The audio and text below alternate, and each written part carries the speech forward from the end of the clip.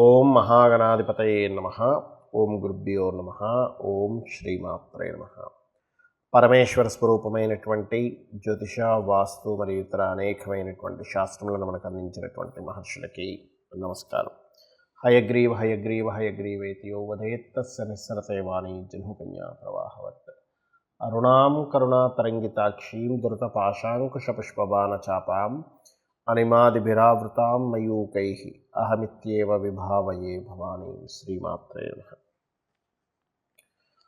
వార ఫలితాల్లో 25వ తేదీ నుంచి ఫిబ్రవరి 25 నుంచి 2వ తేదీ మార్చి వరకు ఉన్నటువంటి గ్రహస్థితి ఏ విధంగా ఉంది అని చూసుకున్నట్లయితే మనకి మేషంలో గురువు, మీనంలో రాహువు, కన్యారాశిలో కేతువు, కుంభంలో శనితో పాటు రవి బుధులు కూడా కలిసి ఉన్నారు. ఇక మకరంలో కుజ శుక్రులు కలిసి ఉన్నారు. మరియు చంద్రుడు సింహరాశి నుంచి వృశ్చికం వరకు, అంటే తుల వరకే ప్రయాణం జరుగుతుంది. కాకపోతే ఆ రోజు ఉదయాన్నే 2వ తేదీ ఉదయం వృశ్చికంలోకి ఎంటర్ అవుతున్నాడు చంద్రుడు.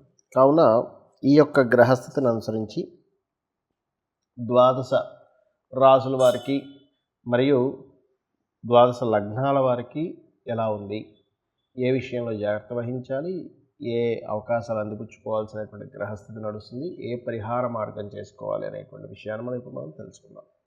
ధనుర్లగ్నము, ధనస్సు రాశి. ధనస్సు వారికి కనుక చూసుకున్నట్లయితే ఈ 25వ తేదీ నుంచి 2వ తేదీ వరకు ఉన్నటువంటి గ్రహస్థితి 25, 26 తేదీలు మీకు విదేశాలకు వెళ్ళడానికి చేసే ప్రయత్నం ఫలిస్తుంది. ఇక 27, 28వ తేదీలు మీకు ఏదైనా ప్రాపర్టీ తీసుకోవడానికి, విదేశాల్లో ఉంటే అక్కడ ఏదైనా ప్రాపర్టీ తీసుకోవడానికి, పిఆర్ అప్లై చేయడానికి, గ్రీన్ కార్డ్ సంబంధించిన విషయాలు ప్రయత్నం చేయడానికి చాలా అనుకూలంగా ఉంది.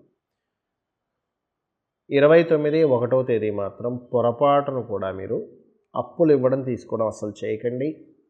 అలాగే సహజంగానే ధనుర్లగ్నం వారికి శుక్రుడు షష్టమ లాభాధిపతి, అంటే స్త్రీల ద్వారా ఏదైనా ఇబ్బంది వస్తుంది వీరికి. కాబట్టి ఈ శుక్రుడు ఈ రకంగా ఈ ఆధిపత్యం వస్తుంది కాబట్టి పర్టికులర్గా మీరు 29, 1వ తేదీ ఏదైతే మీరు రుణాలు ఇవ్వడం తీసుకుని, అందులో ముఖ్యంగా స్త్రీలకు రుణాలు ఇవ్వడం తీసుకునే విషయంలో కాస్త జాగ్రత్తగా ఉండండి. ఇక మిగతా అంశాలు కనుక చూసుకున్నట్లయితే 2వ తేదీ కూడా పర్లేదు. 2వ తేదీ కూడా మీకు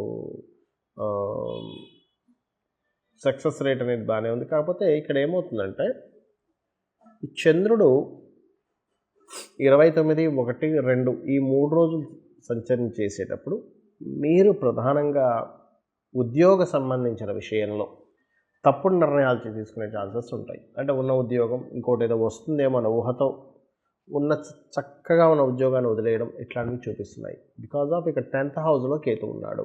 ఇది మనం అర్థం చేసుకోవాలి. అలాగే భూమి మూలంగా ధనయోగాలు, కొంచెం ధైర్య సాహసాలతో చేసేటువంటి పనులు సక్సెస్ అవ్వడము, ఆన్లైన్లో ఏదైనా కొత్త విద్యలు నేర్చుకోవడము, లేదా విదేశాలకు వెళ్ళి విద్యా సంబంధంగా వెళ్ళడం వల్ల సక్సెస్ రావడము, ఇటువంటివి చక్కగా గోచరిస్తున్నాయి.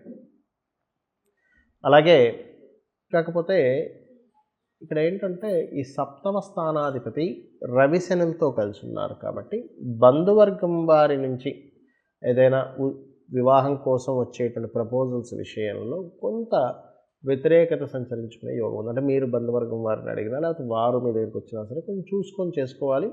కొంచెం ఇది ఈ సమయం కొంచెం, ఎందుకంటే సప్తమ స్థానాధిపతి బుధుడు ఈ రవిశనులతో కలిసి ఉంటున్నాడు కాబట్టి ఈ విషయంలో కొంత జాగ్రత్త వహించాలి. ఇన్సూరెన్సెస్ మూలంగా, పూర్వీకుల ఆస్తుల మూలంగా కొన్ని లాభాలు కలగనున్నాయి. కాకపోతే ఈ వారం మొత్తము కూడా మీరు మెయిన్గా అర్థం చేసుకోవాల్సింది ఏంటంటే 3వ స్థానంలో శని అస్తంగత్వ దోషంలోకి వెళ్తున్నాడు కాబట్టి ఏదైనా ఇంటర్వ్యూస్కి వెళ్ళినప్పుడు, అదేవిధంగా ఉద్యోగ సంబంధించిన విషయాల్లోని చాలా జాగ్రత్తగా ఉండాలి. ఇక మీరు చేయవలసినటువంటి దేవతారాధన లక్ష్మీ నరసింహస్వామి యొక్క ఆరాధన చేయండి. ఇంటర్వ్యూస్కి వెళ్ళాల్సి వస్తుందండి, తప్పదు, మరి ఇప్పుడు గ్రహస్థితి ఇంటర్వ్యూస్కి సరిగ్గా లేదంటున్నారు కదా అనుకునేటువంటి వారికి నేను చెప్పేది ఒకటే, మీకు దగ్గరలో గోశాల కనుక ఉన్నట్లయితే అందులో ప్రధానంగా దేశీ ఆవుకి బెల్లము, గోధుమ రవ్వ తినిపించండి. సూర్య నమస్కారం చేసుకుని వెళ్ళండి. ఖచ్చితంగా ఇంటర్వ్యూస్లో సక్సెస్ అవుతారు మీరు. చాలామంది అడుగుతుంది ఏమిటంటే, ఏమంటే మీరు గోచార ఫలితాలు చెప్తున్నారు కదా, యాజ్ ఇట్ ఈజ్గా వీటినే ఫాలో అవ్వాలా, లేకపోతే ఇంకా ఇవి కాకుండా ఇంకేదైనా ప్రభావం చూపిస్తుంటుందా మన మీద అనేటువంటిది. ఇక్కడ చాలామందికి తెలియాల్సిన విషయం ఏమిటి అంటే, గోచారంలో ఉండే గ్రహాలు మన జన్మజాతక గ్రహాలు ఇవి 2 వేరువేరుగా ఉంటాయి. అంటే మన జన్మజాతక గ్రహాలు ఎలా ఉంటాయి అంటే, మనం జన్మించినప్పుడు మనం ఏ తేదీలో జన్మించాము, ఏ నెలలో జన్మించాము, ఏ సంవత్సరంలో జన్మించాము, ఏ సమయము, ఏ ప్రాంతము బట్టి మీకు మీరు జన్మించినప్పుడు ఒక ఆ రోజు ఆ సమయంలో ఉండే గ్రహాలు, ఆ సమయంలో ఉండే లగ్నము వస్తుంది. పూర్వజన్మలో చేసుకున్నటువంటి కర్మ ఆధారంగా వ్యక్తి ఆ సమయంలో ఖచ్చితంగా పుడతాడు. మనం ఎన్ని ముహూర్తాలు పెట్టినా, ఏం చేసినా కూడా. కొంతమంది ముహూర్తాలు పెట్టించుకుని ఉంటారు. పెట్టించుకున్నా వాళ్ళు పెట్టిన ముహూర్తానికి వాళ్ళు పుట్టగలిగారంటే అది యోగం ఉంటేనే పుట్టగలుగుతారు, గుర్తుపెట్టుకోండి. అదర్వైజ్ అవ్వదు.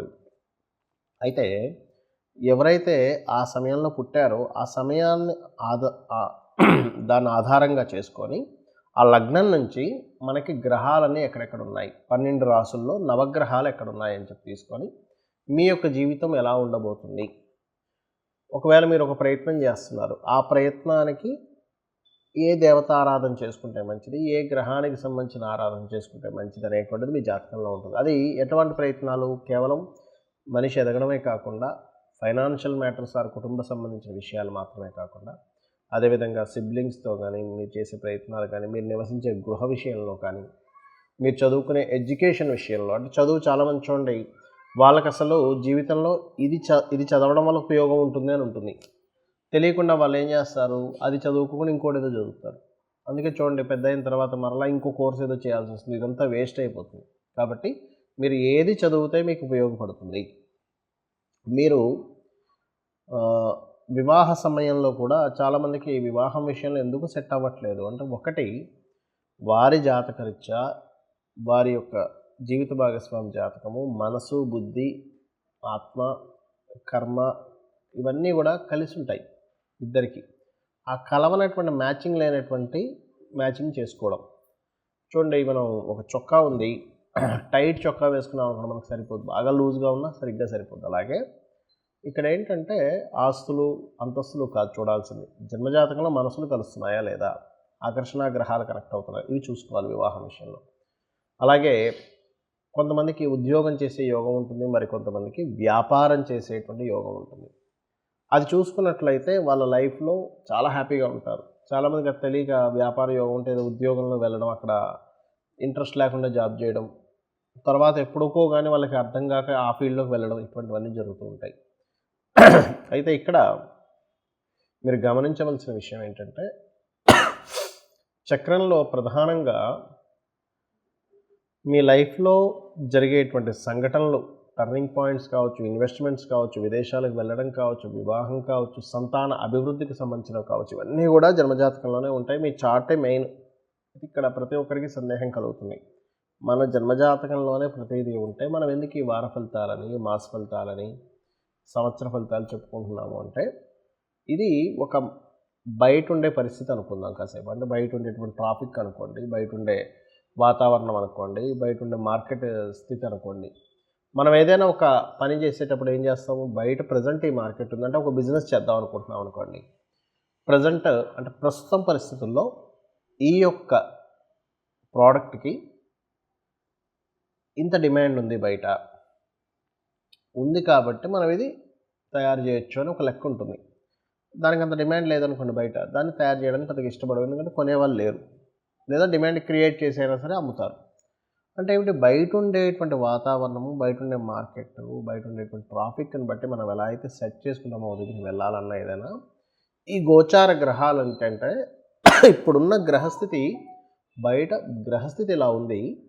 సో నువ్వు దీని పరంగా ఆలోచిస్తున్నట్లయితే ఈ జాగ్రత్త తీసుకో. ఒక భూమి కొందాం అనుకుంటున్నావు, చతుర్థ స్థానం ప్రజెంట్ గోచారంలో బాగాలేదు. సో భూమి విషయంలో నువ్వు తొందరపాటు పడి కొంటే కనుక ఇబ్బంది వస్తుంది. అలా కాకుండా ఒక గృహం కట్టుకుందాం అనుకుంటున్నావు, లేకపోతే ఒక కోర్స్ చేద్దాం అనుకుంటున్నావు, లేకపోతే వివాహం చేసుకుందాం అనుకుంటున్నావు, లేనట్లయితే ఒక విదేశాలకు వెళ్దాం అనుకుంటున్నావు, అంటే దానికి దీనికి మ్యాచ్ అవుతుందా లేదా ఇలా చూసుకోవాలి. ఇంకా మరొక విషయం ఏంటంటే, జన్మజాతకమే లేదు అనుకునే వారికి నేను ఒకటే చెప్తాను, నిత్యము కనుక లలితా సహస్రనామాలు ఉదయము సాయంత్రం కనుక చేయగలిగితే 40వ రోజు నుంచి మీకు ఖచ్చితంగా మార్పు అనేటువంటిది వస్తుంది. మీ ఆలోచన విధానంలో కావచ్చు, మీరు చేసే ప్రయత్నంలో కావచ్చు, మీ మానసిక శారీరక స్థితుల్లో కావచ్చు 100% మీకు మార్పు అనేటువంటిది వచ్చి తీరుతుంది. మీకు జాతకం తెలీదు, లగ్నం, నక్షత్రం, రాశితో సంబంధమే లేదు, గుర్తుపెట్టుకోండి. అదేవిధంగా ఆ 40 రోజులు కూడా నవగ్రహాల దగ్గర దీపారాధన చేసి ఒక 9 ప్రదక్షిణాలు చేయండి.